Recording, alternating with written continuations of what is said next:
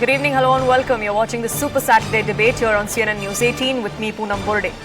Prime Minister Modi, upon landing from Greece this morning, went straight to the ISRO control room in Bengaluru. There was much to be celebrated there. A historic moon mission that was successfully done, and the genius minds at ISRO needed all the applause that they could get.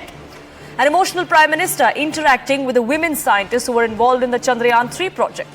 He lauded the key role that Nari Shakti played in the successful culmination. He then went on to declare August 23rd as National Space Day, the day India landed on the south side of the lunar surface, the side of the lunar surface that no country has dared to explore just yet. Prime Minister Modi named the spot where lander Vikram set foot as Shiv Shakti.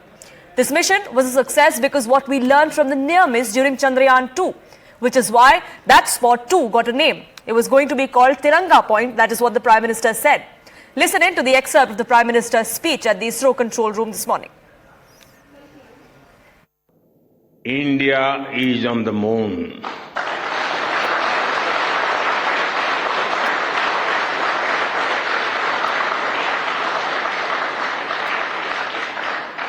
We have our national pride placed on the moon.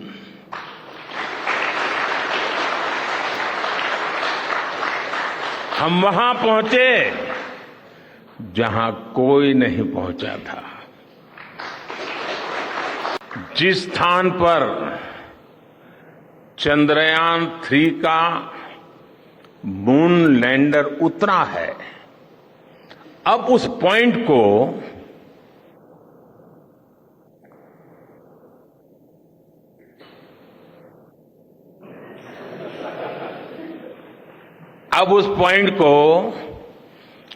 Shiv Shakti के नाम से जाना जाएगा। 23 अगस्त को जब भारत ने चंद्रमा पर तिरंगा फहराया, उस दिन को अब हिंदुस्तान नेशनल स्पेस डे के रूप में मनाया जाएगा। While the Prime Minister was in Bengaluru, there was a massive roadshow that was conducted to and from the ISRO headquarters. Similar scenes were witnessed when he landed here in the national capital. Party leaders and members of parliament all congregated outside the Palam airport in Delhi to welcome the Prime Minister. And that seems to have given ammunition to the BJP. From raising, to the opposition, I beg your pardon, from raising doubts over the optics to claiming that the Prime Minister is stealing the limelight from the scientists. The opposition raised hackles on multiple things. Listen in. क्या चांद की उस धरती के मालिक हैं प्रधानमंत्री, जिसका वो नाम रख रहे हैं? कल को कोई दूसरा देश वहां पहुंचेगा, वो अपना नाम रखेगा। प्रधानमंत्री सिर्फ राजनीति कर रहे हैं, इसके अलावा कुछ नहीं कर रहे हैं। जाने के बाद में रोड शो क्यों किया? तो चंद्रयान के पीछे राजनीति भी छुपी है क्या? चंदा मामा आओ, चंदा मामा छुप के बोलते ना, तो वो छुप कर इसके पीछे, चंद्रयान के पीछे राजनीति का भी मकसद हो सकता है। अगर ये रोड शो वैज्ञानिकों के साथ में होता तो बड़ी गर्व की बात होती।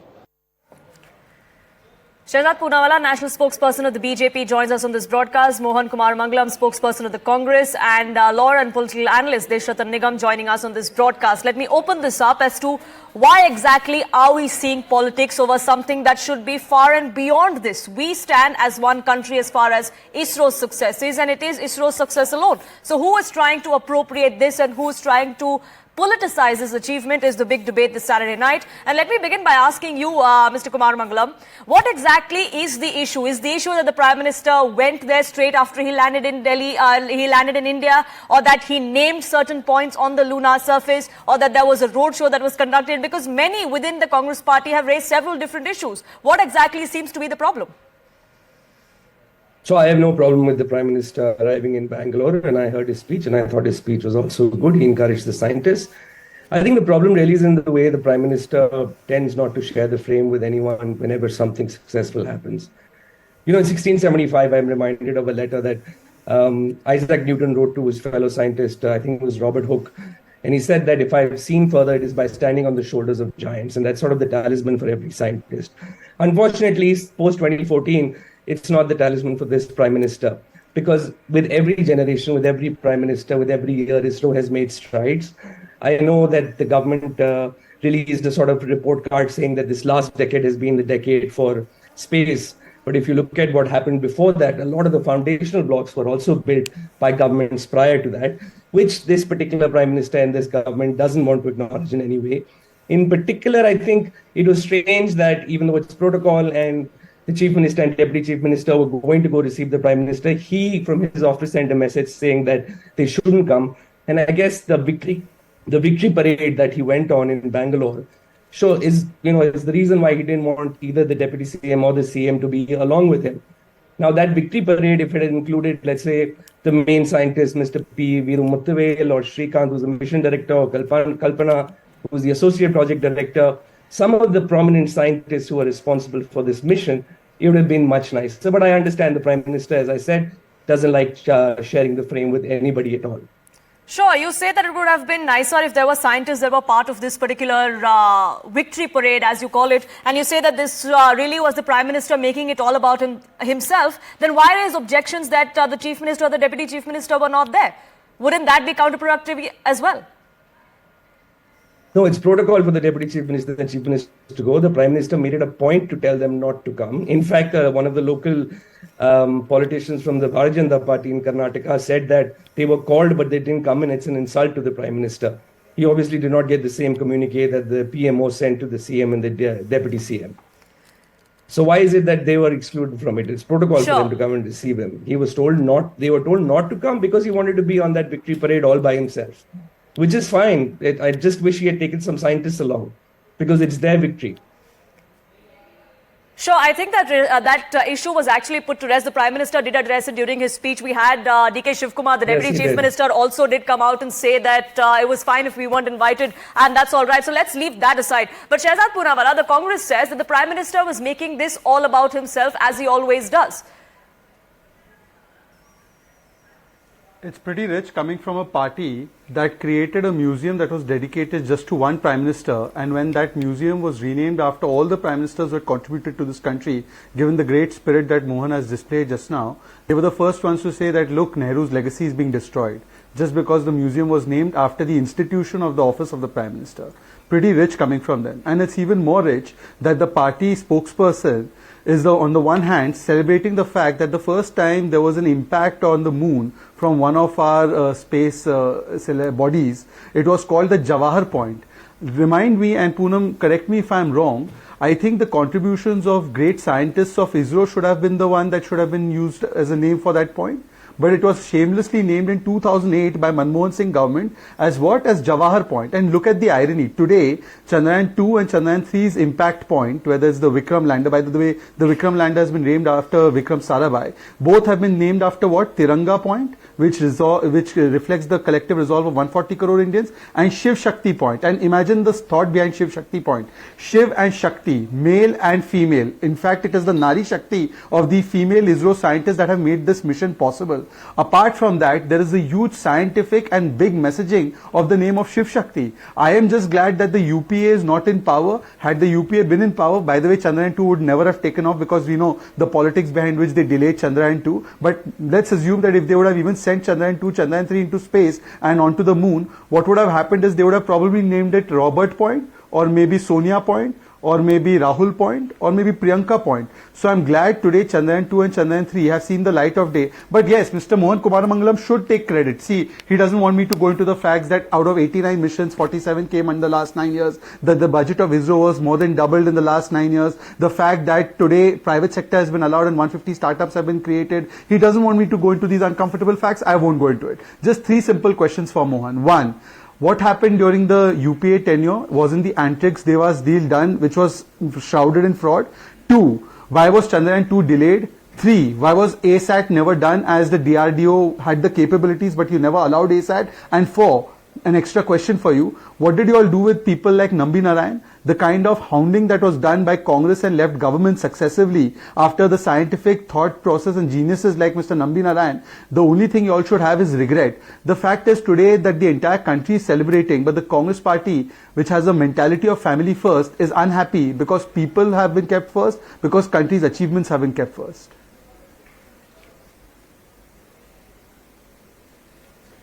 Mr. Kumar So I Mangalam, some respond. numbers there coming to the fore. Can you deny the fact that the budget for... Let me respond. Yes, the budget has seen an Yes. increase of 123%, if I'm not mistaken. The kind of missions Yes. that we've seen Yes. pre-2014, Let me- post-2014, there is a vast difference in that. What would explain that then, you would think? The first satellite was named Aryabhatta by then in the Prime Minister Indira Gandhi. This isn't about family. Jawaharlal Nehru has a very special place in every Indian's heart. He was our first Prime Minister.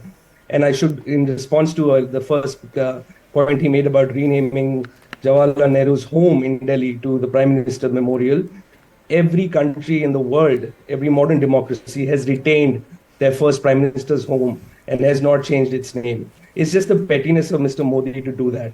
Now, let me get into the fact that, yes, I know the government tweeted out that budget has increased by 123%.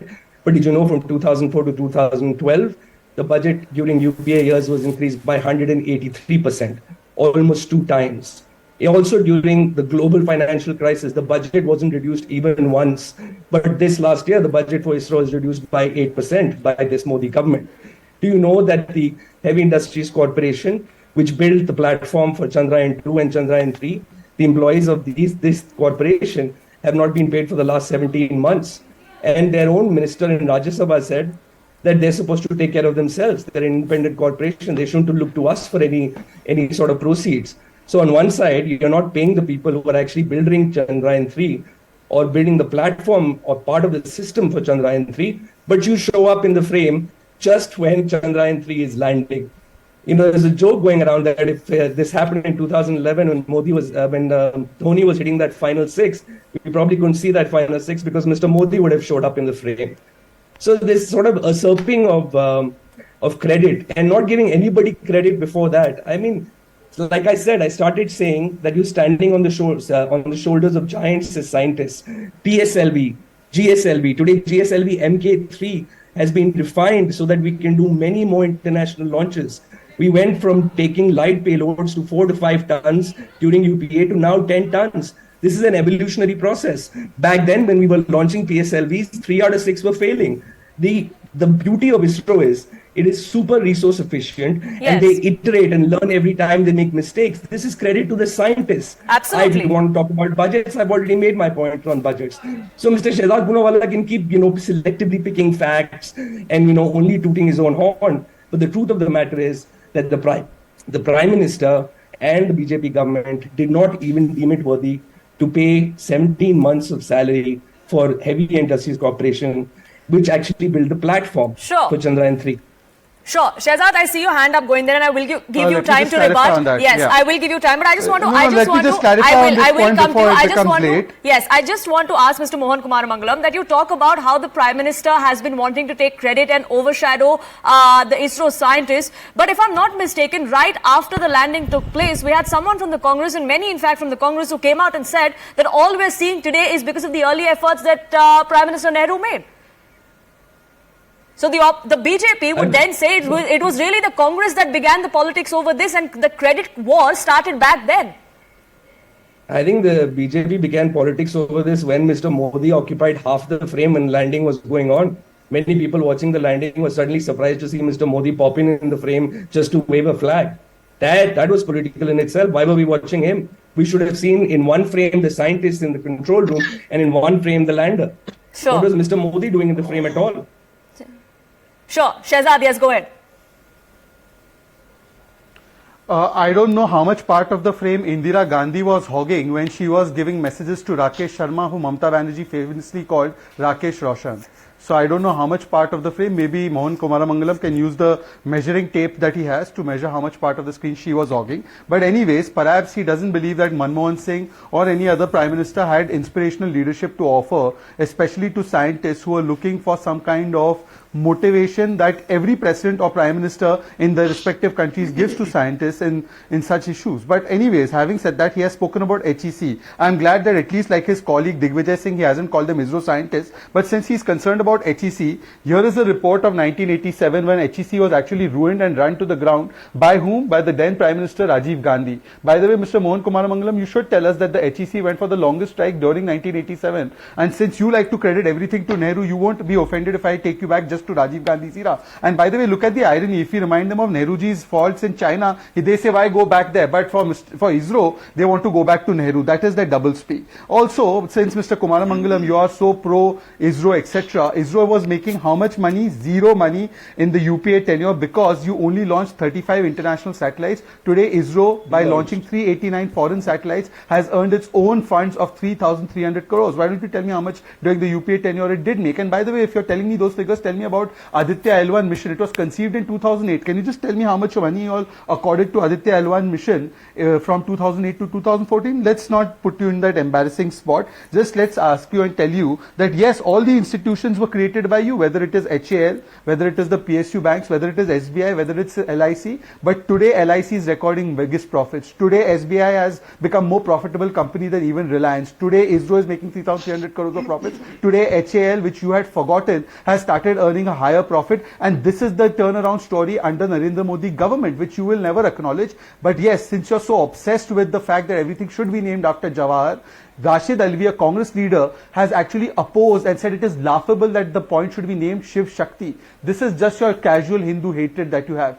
You denied existence of Shri Ram, you're opposed to Ram Mandir, and now if the point on the southern tip of the moon is called Shiv Shakti, you probably have a problem with both Shiv and Shakti. Sure. So like I pointed out right in the beginning, there seem to be a lot of issues, not just within the Congress, but within the opposition itself. I want to get in Deshratan Nigam as well. He's been patiently waiting on this debate. And Mr. Nigam, there's many within the opposition that have also come out and said that this is just the Prime Minister and the BJP tom-tomming about this because they're going to use this in the upcoming elections. But do you really think something like this should be politicized at all? Like our defense forces, like our military, some things should be kept beyond and above politics, and an achievement like this as well. Secondly, do you actually think that this would make any impact when the voter has to go vote? Would they actually think about these things, make the linkage to what political party is in power at the time, and then accordingly vote? Well, Poonam, those who are in power and work must get credit. This is how democracy functions. And there are certain admitted facts that the launching capabilities of India has increased manifold. Powerful rockets have been created, which were not there earlier. The frequency of launch has increased manifold, as said by Mr. Somnath also. The Minister of Science and Technology, Mr. Jitendra Singh, has also said so. And the number of satellites which are being launched have been increased to hundreds from being few in the previous government. These are admitted facts. Nobody can deny it. Yes, the debit and credit of government must get is on the basis of the proportion of work that they have done. In the past, until 2014, we have all to see how much was work done in the space of field, and 2014, how much work has been done. It's very factual. It's not about politics. And therefore, if the Congress has done little, they'll get little credit about it. They may have started a space committee in 1963, but Jawaharji died in 1964. Thereafter, it was taken up by Lal Bahadur Shastri, no credit given to him, and also subsequently P.V. Narasimha Rao, no credit given to him. So everybody must get credit, and if you have done little work, you will get little credit. And if today's government is doing much more work than that was done in the past, as clearly established by the admitted fact, and they will get the credit for it, and in the same proportion, the amount of work that they have done. And similarly, and obviously, we are in a competitive politics where parties compete with each other in terms of votes, and they try to increase their votes. So it is very natural that the political party in power, under whom policies have been made, under whom budgetary allocations have been made, will take credit. And I don't think there is anything wrong in the competitive politics to do so. And what was surprising for me in the Karnataka was there was nothing wrong in Siddaramaiah going there and felicitating. But a deputy CM also going there itself shows the politics within the Congress. The two people, the head of the government, fine, of the state government could have gone. But D.K. Shivkumar, thinking himself that he's also the CM, he's also rushed to it. So we saw that kind of politics, and that kind of politics should have been avoided. I don't mind Siddaramaiah going out there and felicitating scientists. And the way the Prime Minister spoke today with the scientists, which he had already announced earlier, while he was in the BRICS summit, that he would be directly going to Bangalore and attending and addressing and meeting the scientists. And he spoke like a true statesman, with an enthusiasm of a child, a true leader. So we got to acknowledge what has been done rather than politicizing the whole issue. Everybody should get credit in the proportion in which they have done the work. Poonam. Deshatan Nigam, by that same logic, then shouldn't the entire credit be given only to the ISRO scientists? See, Because irrespective of the dispensation that is in place, the work is being done by the scientists at ISRO. They're doing it with their credibility, their commitment. See, let me tell you, Prime Minister has Department of Space and Science and Technology under him, and we have Jiten Singh, Minister of that subject in the PMO. And the policies are made there. Budgetary allocations are done there. There is a science committee, space committee, which decides under the leadership of the ministers which direction they have to follow. Yes, the scientists have to execute it. They have to give a blueprint. They are the ones who will do the technical side of it. But what about the non-technical side of it? That leadership comes from the political leadership in the governments, whether it was Congress or whether it was the BJP. So the policy goals and initiatives with the help of scientists are prepared, and commensurate budgetary allocations, policy directions are given by the governments in existence, for which they must get credit whichever the government is there. Scientists have to be credited for what they have done, the achievements they have done, especially after Chandrayaan-3. They never thought that they are defeated. They came out wonderfully with the upper hand and landed in the place. We remember when the Star Trek was there, where no man has gone before. That was the first dialogue that was there, and we have proved it today. And we must all be proud of it, including the congressmen also. So the party that is in power is like an enabling agent, is what Deshatan Nigam says. Shadad Poonawala, I see your hand up going there, but I have very limited time. So final comments, please. Since we were talking about rockets and rocket engines also, let me tell you the PSLV, the GSLV, the GSLV Mark III, all of them were actually propelled by the liquid fuel Vikas engine, which was actually developed by Nambi Narayan. Till date, we use that. Who spoiled Nambi Narayan's career? Can Congress party take credit for that? And secondly, they talk about bipartisanship. Poonam, between 2004 to 2009, this party stopped commemorating Kargil Vijay Divas till the time Rajiv Chandrasekhar reminded the shameless UPA that we need to commemorate it because it's not a party's war, it is the country's war that we fought. And finally, where was Mr. Siddaramaiah when Chandrayaan-2, it was not an unsuccessful mission, but obviously the lander did not land. Where was Mr. Siddaramaiah or Mr. D.K. Shivkumar? They were in public life. Did they go and meet the scientists back then? It was Mr. Modi who was there giving a shoulder to the former ISRO chairperson because he was there to back them politically and say that we will do this again. And therefore, he was there at the moment of crisis and at the moment of So it's not just about claiming credit about victory, but it's also about giving a shoulder when required. And that's something that the Congress or within the opposition, that sentiment doesn't exist, Mohan Kumar Mangalam. That's the allegation against you. I reject that allegation, and I want to make a very single point. And I actually have a question for Shehzad, which is that what is the Prime Minister's contribution in increasing the number of satellites that have launched? I know why the increase has happened. It's a scientific reason. It's not because of any administrative reason. I'd love to know why he thinks they've increased. Let's hear it. Well, Mr. Kumar Mangalam, if everything was, yes, I'll tell you, if everything was a fait accompli, in your opinion, right from the economy to launch of satellites, then that means that 60 years of Congress government was actually amounting to nothing. Then you should stop taking credit for everything and you should say that it was a fait accompli. By the way, Mr. Kumar Mangalam, the only achievement Nehru had was to start in Incospar. Now, is the only recourse you have is heckling? Is the only recourse you have is heckling? No, I want you to answer the only contribution of Mr. Nehru was that he even woke up after Pakistan. Pakistan actually got its space agency much before than India. So that was the contribution of Mr. Jawaharlal Nehru. Anyways, let's leave that aside. It's not a day of having bitter memories. It's a day of looking forward, and this country has moved forward. And it's not a day about politics at all. That's the entire point of this debate. That's the entire conversation we've been having ever since we saw the successful moon landing. But I have to leave it at that. I thank you all, gentlemen, for joining us here on this broadcast and sharing your perspective. Let's talk about this mission and its success. Let's talk about the scientists at ISRO, and let's just leave it at that. On that note, it's a wrap from my side here on this debate. Thank you so much for tuning in.